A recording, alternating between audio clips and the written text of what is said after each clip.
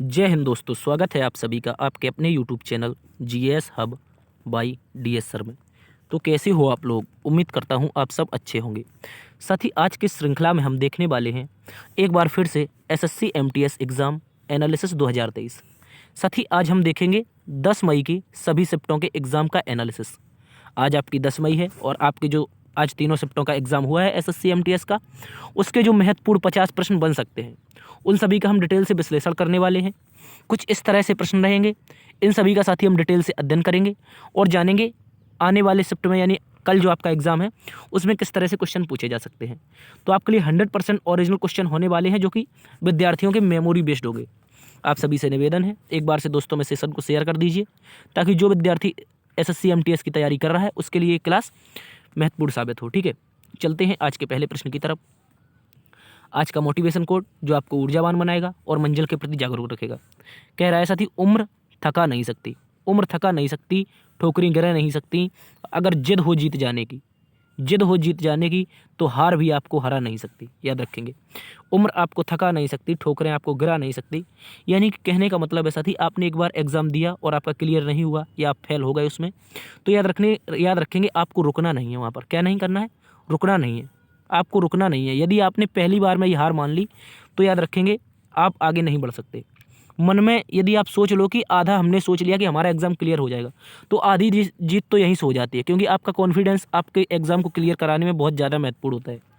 ठीक है, इसको याद रखेंगे। इसी जोश और जुनून के साथ चलते हैं आज के पहले प्रश्न की तरफ। आज का पहला प्रश्न आपसे पूछा है, रज पर्व किस माह में मनाया जाता है? तो बात करेंगे रज पर्व की साथी। ये जो रज पर्व है ये उड़ीसा में मनाया जाता है, ये एक प्रमुख त्यौहार है। इस दिन क्या होता है साथी? पृथ्वी की पूजा की जाती है। इस दिन पृथ्वी की पूजा की जाती है और इस दिन किसान अपने किसानी से संबंधित कोई भी कार्य नहीं करता है। ठीक है, इसको याद रखेंगे। इसके अलावा माह पूछा है कौन माह मनाया जाता है, तो याद रखेंगे आपका माह हो जाएगा जून। ठीक है, जून के मध्य में, ये भी याद रखेंगे, जून के मध्य में रज पर्व को मनाया जाता है। इसके अलावा उड़ीसा में नुआखाई, नुआखाई हो जाएगा रज पर्व के अलावा नुआखाई। इसके अलावा साथी हो जाएगा धानु यात्रा। क्या हो जाएगा? धानु यात्रा। ये जो सारे के सारे त्यौहार हैं ये ओडिशा में ही बनाए जाते हैं। इंपॉर्टेंट है, याद रखेंगे। हो सकता है कल आपसे नुआखाई पूछ ले या धानु यात्रा पूछ ले, तो नुआखाई के बारे में याद रखेंगे। ये नए चावल, याद रखेंगे, जब नया चावल आता है तो इसी नए चावल की जब धान की खेती होती है तो इसे नुआखाई, नया चावल बनाते हैं, खीर टाइप उसमें, तो भगवान को भोग लगाते हैं। इसके अलावा धानु यात्रा की बात करेंगे तो ये भगवान कृष्ण से संबंधित है। ठीक है, इसको याद रखेंगे। चलते हैं अगले प्रश्न की तरफ।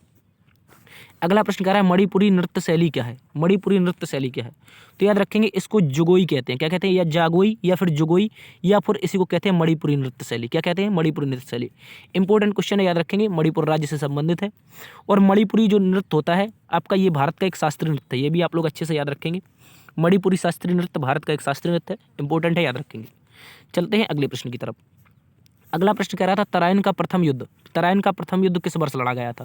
इंपॉर्टेंट है, याद रखेंगे। प्रथम युद्ध लड़ा गया था 1191 ईस्वी में।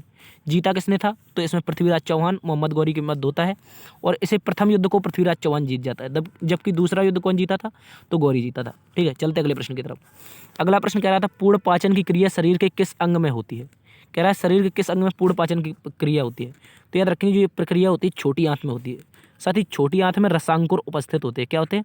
रसांकुर उपस्थित होते हैं, याद रखेंगे। रसांकुरों से क्या होता है? भोजन का पूर्ण रूप से पाचन कर लिया जाता है। ठीक है, इसको अच्छे से याद रखेंगे। चलते अगले प्रश्न की तरफ। अगला कह रहा है बंगाल विभाजन किस वर्ष रद्द किया गया था? तो सबसे पहले बात करेंगे हुआ कब था, तो हुआ था 1905 में। लॉर्ड कर्जन इस समय भारत का वायसराय था। इसके अलावा 1911 में जब दिल्ली दरबार लगा था। कब लगा था? 1911 में दिल्ली दरबार लगा। इस दौरान बंगाल विभाजन को रद्द कर दिया था। ठीक है, इंपॉर्टेंट है, याद रखेंगे। चलते अगले प्रश्न की तरफ। अगला प्रश्न कह रहा है उज्ज्वला योजना की शुरुआत कब हुई थी? उज्ज्वला योजना की साथी बात की जाए साथी तो 1 मई 2016 को उत्तर प्रदेश के बलिया से। कहाँ से? उज्ज्वला योजना 1.2। ठीक है, इंपॉर्टेंट है, याद रखेंगे। 1 मई 2016 उत्तर प्रदेश बलिया से इसकी शुरुआत होती है। इस दौरान क्या होता है साथी? महिलाओं को, जो घरेलू महिलाएं हैं, उनको फ्री में गैस सिलेंडर बांटे जाते हैं। गैस के जो सिलेंडर होते हैं बांटे जाते हैं ताकि जो हमारी महिलाएं, माताएं, बहनें हैं, इनको सुविधा हो सके खाना बनाने में। ठीक है, याद रखेंगे। और प्रदूषण भी कम हो इससे। ठीक है, याद रखेंगे। तो प्रथम चरण की शुरुआत की बात करें हम 1 मई 2016, इंपॉर्टेंट है, याद रखेंगे। जबकि 10 अगस्त 2021, इंपॉर्टेंट है, याद रखेंगे इसको। 10 अगस्त 2021 द्वितीय चरण की शुरुआत होती है। सेकेंड फेज की शुरुआत कब होती है साथी? 10 अगस्त 2021 को। कहाँ से होती है? तो महोबा स्थान पड़ता है उत्तर प्रदेश में। कहाँ पर? उत्तर प्रदेश में महोबा स्थान पड़ता है, इसको याद रखेंगे। ठीक है, दूसरा चरण महुआ से, पहला चरण बलिया से। चलते अगले प्रश्न की तरफ। अगला प्रश्न आपसे कह रहा है पंडित रविशंकर किस वाद्य यंत्र से संबंधित है। तो पंडित रविशंकर को हमने कई बार किया है, इंपॉर्टेंट है, याद रखेंगे। भारत के प्रमुख सितार वादक हैं। क्या है? प्रमुख सितार वादक हैं, इंपॉर्टेंट है, याद रखेंगे। चलते हैं अगले प्रश्न की तरफ। अगला प्रश्न कह रहा है यूपीएससी के वर्तमान में चेयरमैन कौन है। तो बात करेंगे साथी यूपीएससी के चेयरमैन के बारे में। डॉक्टर मनोज सोनी। कौन है? इंपॉर्टेंट है, याद रखेंगे। डॉक्टर मनोज सोनी संघ लोक सेवा आयोग यानी कि यूनियन पब्लिक सर्विस कमीशन, याद रखेंगे, इसके क्या है? हेड है। इंपॉर्टेंट है, याद रखेंगे, वर्तमान में अध्यक्ष। यूपीएससी की बात करें साथी, संविधान का भाग 14 हो जाएगा। क्या हो जाएगा?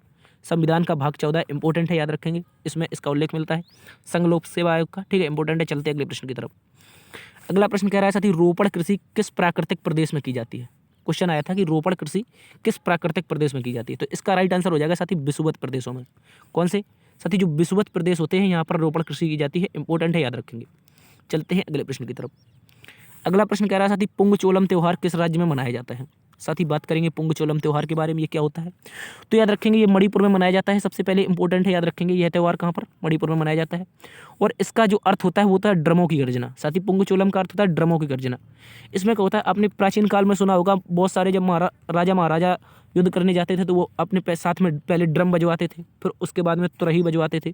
ठीक है, तो उसी प्रकार से जो ड्रम होते हैं वो मणिपुर में ड्रम बजाते हुए लोग नृत्य करते हैं। इस त्यौहार को मनाते हैं मणिपुर में। इंपॉर्टेंट है, नाम है इसका पुंगचोलम। ठीक है, अगला प्रश्न कह रहा है हमसे सोनल मानसिंह किस लोक नृत्य से संबंधित है। इंपॉर्टेंट क्वेश्चन है, इसको भी याद रखेंगे। बात करेंगे सोनल मानसिंह के बारे में साथी। सोनल मानसिंह भारत के एक प्रसिद्ध शास्त्रीय नर्तक हैं। क्या है? शास्त्रीय नर्तक हैं। ठीक है, और इनके बारे में दो क्वेश्चन बनते हैं। एक तो बनता है भरतनाट्यम से संबंधित है, जबकि दूसरा ओडिसी से। साथी ऐसा कैसे हो सकता है? तो कई ऐसे कलाकार हैं जो आपके भरतनाट्यम, ओडिसी या फिर कुचिपुड़ी भरतनाट्यम इस तरह से शास्त्र लोक नृत्य करते हैं। तो इन्हीं में आती हैं सोनल मानसिंह, जिनका जन्म 1944 में हुआ था। इंपॉर्टेंट है, याद रखेंगे। हालांकि इतना इंपॉर्टेंट नहीं है जन्म, लेकिन इनको याद रखेंगे। भरतनाट्यम या तो ऑप्शन में मिला होगा या आपको ओडिसी मिला होगा। यदि ऑप्शन में दोनों थे तो इस स्थिति में ये क्वेश्चन गलत हो जाएगा। ठीक है, इसको याद रखेंगे। यदि ऑप्शन में दोनों थे तो गलत हो जाएगा। यदि भरतनाट्यम दिया था तो भरतनाट्यम लगा देंगे, यदि ओडिसी दिया था तो ओडिसी लगा देंगे। इंपॉर्टेंट है, ये दोनों डांस करती थी। ठीक है, चलते हैं अगले प्रश्न की तरफ। अगला प्रश्न पूछा था केलुचरण महापात्र किससे संबंधित है। तो याद रखेंगे ये भी एक शास्त्रीय नर्तक है। ये ओडिसी डांस से संबंधित है। कौन सा? जो ओडिसी शास्त्रीय नृत्य होता है इससे संबंधित है केलुचरण महापात्र। इंपॉर्टेंट है, याद रखेंगे। इसके अलावा एक क्वेश्चन और अगली शिफ्ट में पूछा गया था। ये क्वेश्चन हमने कल आपको कराया था कि सर पूछा जा सकता है, तो इसलिए इंपॉर्टेंट है, याद रखेंगे। श्रीमंत शंकरदेव के बारे में पूछा था। श्रीमंत शंकरदेव किससे संबंधित है? साथ ही याद रखेंगे असम के जो सत्रिया लोक नृत्य, कौन सा? सत्रिया, इसी से संबंधित हो जाएंगे आपके श्रीमंत शंकरदेव। इंपॉर्टेंट क्वेश्चन है, अच्छे से याद रख लेंगे आप लोग। केलुचरण महापात्रा ओडिसी से, जबकि श्रीमंत शंकरदेव आपके हो जाएंगे सत्रिया से। ठीक है, अगला प्रश्न कह रहा है साथी संगीत का दादा साहब फाल्के पुरस्कार 2022 किसे दिया गया था। संगीत का दादा साहब फाल्के पुरस्कार की बात करेंगे साथी, ये संगीत से संबंधित है। सबसे पहले तो याद रखेंगे। और दादा साहब फाल्के पुरस्कार ये दिया गया था सोनू निगम को। वर्ष 2022 के लिए साथी किसे दिया है? तो सोनू निगम भारत के एक प्रसिद्ध संगीतज्ञ हैं, गायक हैं। इंपॉर्टेंट है, याद रखेंगे।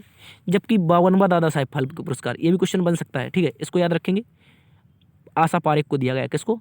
आशा पारेख को। ठीक है, आशा पारेख को दिया गया है। इंपॉर्टेंट है, याद रखेंगे। इसके अलावा एक क्वेश्चन और बन सकता है आशा पारेख से। उनका नाम है आशा भोसले। क्या नाम है? आशा भोसले। आशा पारेख और आशा भोसले ये दोनों अलग अलग हैं।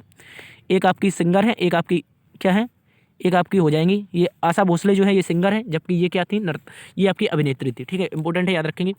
जो दूसरा लता दीनानाथ मंगेशकर अवार्ड दिया गया था ये अभी हाल ही में आशा भोसले को दिया है, जबकि आशा पारेख को क्या मिला है साथी? 52वां दादा साहब फाल्के पुरस्कार। इंपॉर्टेंट क्वेश्चन है, याद रखेंगे। चलते हैं अगले प्रश्न की तरफ। अगला प्रश्न कह रहा है मौलिक अधिकार किस अनुच्छेद से संबंधित है। तो याद रखेंगे जो भारतीय संविधान है अनुच्छेद 12 से लेकर के अनुच्छेद 35 तक क्या मिलता है? भारत में मौलिक अधिकारों का उल्लेख मिलता है संविधान में। इसके अलावा याद रखेंगे ये हमने अमेरिका से लिए हैं साथी, और इसको भारत का मैग्ना कार्टा कहा जाता है। क्या कहा जाता है? भारत का मैग्ना कार्टा कहा जाता है। अमेरिका से लिए हैं साथी। इसके अलावा मौलिक अधिकार अनुच्छेद 12 से लेकर के 35 तक। इंपॉर्टेंट है, याद रखेंगे। पॉलिटी का बहुत महत्वपूर्ण क्वेश्चन है ये, यहाँ से क्वेश्चन हमेशा ही बनता है एग्जाम में। अगला प्रश्न कह रहा है साथी निम्न में से कहाँ पर दिन और रात अवधि समान होती है। इंपॉर्टेंट क्वेश्चन है, याद रखेंगे। जो पृथ्वी होती है अपनी कुछ इस तरह से पृथ्वी है, और इसी पृथ्वी में ऊपर साइड और नीचे साइड क्या होते हैं? पोल होते हैं। ठीक है, इंपॉर्टेंट है, याद रखेंगे। ऊपर साइड नीचे साइड क्या होते हैं? पोल होते हैं। ठीक है, यहाँ पर क्या होते हैं? पोल होते हैं, यानी कि ध्रुव होते हैं।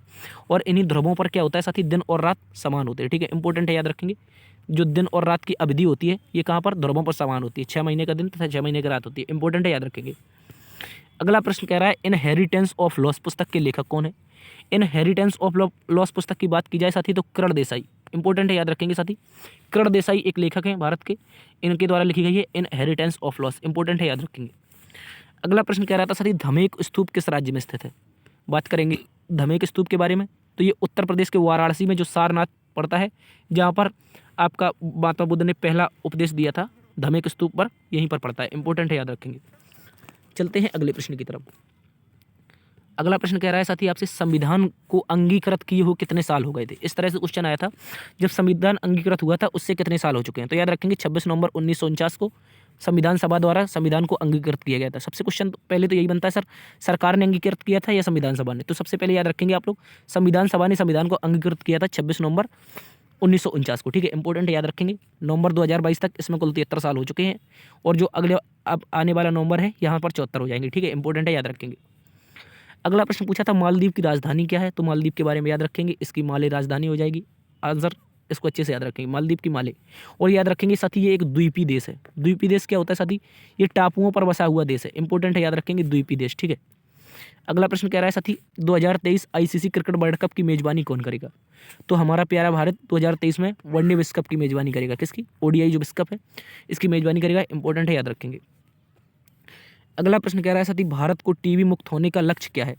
तो बात करेंगे भारत के टीबी मुक्त होने के मिशन की। तो मिशन 2025 इसका रखा गया है। क्या रखा गया है, मिशन 2025 भारत सरकार के द्वारा भारत को टीबी मुक्त करने का लक्ष्य रखा गया है। जबकि मलेरिया के बारे में बात करें साथी यहाँ पर, तो मलेरिया के लिए आंसर बदल जाएगा। इसको भारत ने 2030 तक रखा है। कब तक, 2030 तक। इंपॉर्टेंट है, याद रखेंगे। अगला प्रश्न कह रहा है हीराकुंड बांध किस नदी पर स्थित है। तो हीराकुंड के बारे में बात करेंगे, ये ओडिशा में स्थित विश्व का सबसे लंबा बांध है। इंपॉर्टेंट है, याद रखेंगे। विश्व का सबसे लंबा है साथी 25.8 किलोमीटर। 25.8 किलोमीटर सबसे लंबा बांध है। इंपॉर्टेंट है, याद रखेंगे, ओडिशा में स्थित है, संबलपुर डिस्ट्रिक्ट में। अगला प्रश्न कह रहा है भारतीय संविधान के किस अनुच्छेद के अनुसार रिट जारी की जाती है। तो संविधान के ऑप्शन 2 दिए गए हों, या तो आपको अनुच्छेद 32 दिया होगा या अनुच्छेद 226 दिया होगा। सर क्यों ऐसा कह रहे हो, तो अनुच्छेद 226 के तहत हाईकोर्ट तथा अनुच्छेद 32 के तहत आपका सुप्रीम कोर्ट रिट जारी करता है। ठीक है, इंपॉर्टेंट है, याद रखेंगे। अगला प्रश्न कह रहा है स्वराज मेरा जन्मसिद्ध अधिकार है और मैं इसे लेकर रहूंगा, किसका नारा है। तो याद रखेंगे साथी यह नारा बाल गंगाधर तिलक का है। किसका, बाल गंगाधर तिलक जी का है। और वर्ष 1916 में जो आपका लखनऊ अधिवेशन हो रहा था कांग्रेस का, इसी में इन्होंने दिया था। और जब ये नारा दिया था तो इसी दौरान नरम दल और गरम दल आपस में क्या हो गए थे, एक हो गए थे। ठीक है, याद रखेंगे। इससे पहले 1907 में ये अलग हुए थे। अगला प्रश्न कह रहा है झूम खेती या स्थानांतरित खेती किस राज्य में की जाती है। इंपॉर्टेंट है, याद रखेंगे, झूम खेती या स्थानांतरित खेती के बारे में। तो सबसे ज़्यादा ये फेमस कहाँ पर है, नागालैंड में प्रसिद्ध है। इंपॉर्टेंट है, याद रखेंगे। इसके अतिरिक्त हाल ही में अभी पंजाब के जो आदिवासी लोग हैं ये भी इसको मनाने का प्रयास कर रहे हैं, इसको भी याद रखेंगे। सॉरी, पंजाब नहीं, पश्चिम बंगाल। ठीक है, इंपॉर्टेंट है, याद रखेंगे। नागालैंड में प्रसिद्ध है, जबकि पश्चिम बंगाल के लोग इसको मनाने की शुरुआत कर रहे हैं। अगला प्रश्न कह रहा है चाप चारकूट त्यौहार किस राज्य में मनाया जाता है। तो बात करेंगे चाप चारकूट के बारे में। ये एक अच्छा त्यौहार है और ये एग्जाम में क्वेश्चन बनता है। तो इसी को हम कहते हैं साथी बम्बू डांस। क्या कहते हैं, बम्बू डांस। इसमें क्या होता है साथी, इसमें होता है जो 2 नायक होते हैं। क्या होते हैं, 2 नायक होते हैं। 2 ये जैसे नायक हैं, इनके हाथ में क्या है, बम्बू है। इस तरफ भी 2 नायक होंगे जिनके हाथ में क्या होगा, बम्बू होगा, यानी कि डंडा होगा। और इसी पर एक नायिका, एक आपकी नायिका इसी पर क्या करेगी, नृत्य करेगी। ठीक है, एक नायिका इसी पर क्या करेगी, नृत्य करेगी। इंपॉर्टेंट है, याद रखेंगे। इसे क्या कहते हैं, बम्बू डांस कहते हैं, या इसी को चाप चारकूट कहा जाता है। मिजोरम में प्रसिद्ध है। अगला प्रश्न कह रहा है राष्ट्रीय स्तर पर कौन सी एजेंसी है जो खिलाड़ियों का डोप टेस्ट करती है। तो बात करेंगे नेशनल स्तर पर, तो नेशनल एंटी डोपिंग एजेंसी। क्या नाम है इसका, नेशनल एंटी डोपिंग एजेंसी, नाडा इसका शॉर्ट रूप है, इसको याद रखेंगे। इसके अलावा विश्व में कौन है, तो वाडा है। वाडा का अर्थ क्या है साथी, वर्ल्ड एंटी डोपिंग एजेंसी इसका अर्थ होता है। ये विश्व के लेवल पर जांच करती है। ठीक है, इसको याद रखेंगे। अगला प्रश्न कह रहा है नीरज चोपड़ा ने टोक्यो ओलंपिक में कितने मीटर भाला फेंका था। इस तरह से क्वेश्चन आया था, भाला होगा यहाँ पर। ठीक है, भाला फेंका था, तो इसका राइट आंसर हो जाएगा 87.58 मीटर। और इसी के साथ भारत ने क्या जीता था, गोल्ड जीता था। ठीक है, व्यक्तिगत रूप से दूसरा गोल्ड था भारत का ये, इसको भी याद रखेंगे। अगला प्रश्न ये इंपॉर्टेंट है, याद रखेंगे। ये अक्सर आपने नहीं पढ़ा होगा, हो सकता है पढ़ा हो, यदि आपने फाउंडेशन तैयारी की है तो पढ़ा होगा, लेकिन ये क्वेश्चन कभी नहीं आता, आपसे पूछा नहीं जाता है, ये केवल एग्जाम में आता है।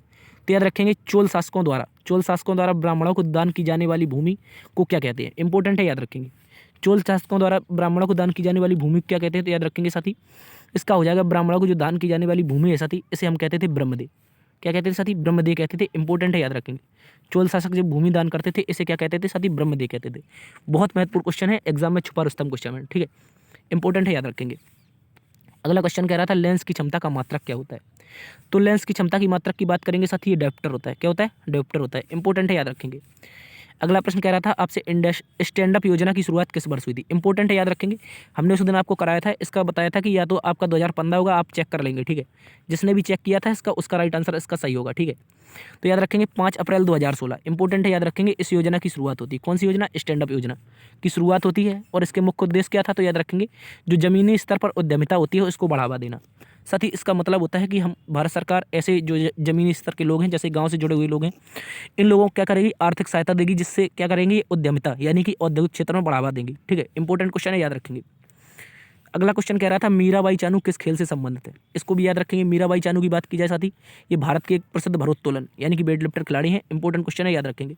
इन्होंने अभी हाल ही में बर्मिंघम में क्या जीता है, गोल्ड जीता है। इसके अलावा टोक्यो में क्या जीता था, तो सिल्वर जीता था, ठीक है। इसको भी याद रखेंगे। सिल्वर टोक्यो में, जबकि बर्मिंघम में क्या जीता है, गोल्ड जीता है। इंपॉर्टेंट क्वेश्चन है, याद रखेंगे।